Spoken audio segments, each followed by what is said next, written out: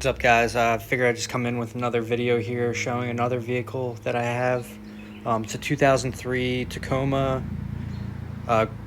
double cab, so four-door V6 4x4 or four-wheel drive, whatever you want to call it.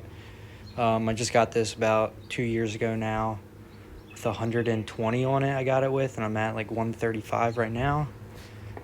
So shortly after I bought it, a bunch of stuff started falling apart. I had to put a new fuel tank in it. Steering rack, fuel lines, and a couple other odds and ends that went bad right after I bought the thing. So the motor also ended up getting a knock to it about 3 months after. Just during cold starts, it would go away after warming up for about a minute or so and then be quiet. But recently I went to the junkyard. I bought a motor for $1,000 out of another Tacoma for... It had about 75,000 miles on it. Yeah, 75. And then I ended up picking a first-gen TRD blower for the thing, actually. And I actually got a URD, also known as Underdog Racing. They have a timing calibrator and controller, so I can go in there and hook up my computer and mess with the timing tables, retard the timing a bit with the boost. And I also got the 7th injector kit for that as well. So there's 7 injectors now. The last one is now bolted to the back of the supercharger, so I'll give you guys a little preview of that. Everything on here is stock. I mean, this is my daily driver. I didn't want to modify it too much. It just couldn't move out of its own way with the stock motor. It needed a little bit more power. So with that being said, here's the first gen TRD blower. This is known as the first gen or gray. They have a second gen, which is all black, and the casting just is a little bit smoother. It doesn't have this defined manifold, as you can see right here, and it's black. It's just it's the same thing, essentially, just a different casting for the housing. The supercharger is exactly the same. I mean, they are the same thing.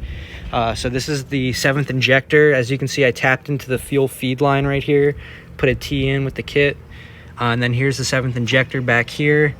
Quite honestly, I don't know exactly what injector this is. I feel like it may be a Ford 60 or 80 pounder. I'd have to look online and just match it up. But this thing scoots now. I mean, it's probably making only 220 to the wheel or so, but it's a lot better than what it was. It has a nice whine to it when I get on it.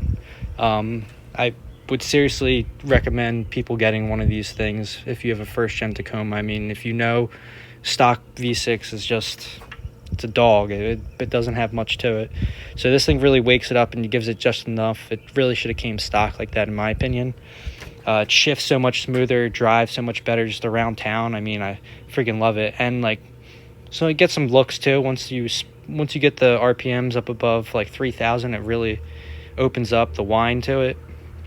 So this is a neat truck. I really like this thing a lot. It's kind of what got me into like 4x4 small trucks. I got KMC wheels on here. These are the wheels I got the truck with. I actually get a decent amount of compliments about these things. A lot of people like the truck overall. I mean, it's got its flaws to it. The frame is brand new. The body's kind of beat up. There's some rot coming through the tailgate and the bottom of the doors, but I do have 4 new doors for it, dent and rust free completely. It was resprayed when I got it. They did kind of a janky job, in my opinion. It's not very good, but it looks decent. It's a cool truck. I really like it. The build quality on these older Toyotas is insane. I mean, it feels like a tank going down the road. It's so sturdy, and the build quality of the interior pieces, the door handles, everything, the wiper switch, headlight switch, everything is notchy, solid, firm. Not like some other cars where you can just tell the interior is really cheap. But now this is pretty good. I like this truck a lot. So this is just the second car in my fleet. I have 2 more cars I do want to show you guys. And that would be this Mazda truck, which I'll get into in another video. And then I also have a 79 Corvette, which was my first car. And I built that from the ground up. I mean, my dad bought it for me when I was 10 for $1,000. And the only thing that was in that car was the rear axle. And that's what initially got me into cars. So I had to teach myself how to wrench on it, put everything back together. I had a factory assembly manual that I used because it had breakaway diagrams that are blown up so you can see which parts go where. And whenever I get stuck, I ask my dad for help. But that car I literally built for when I turned 16 and got my permit. And as soon as I hit my license, that car was ready to go, and I was driving that to school. So I'll get into those two cars in the next video here, or next two videos. But keep an eye out. Thanks.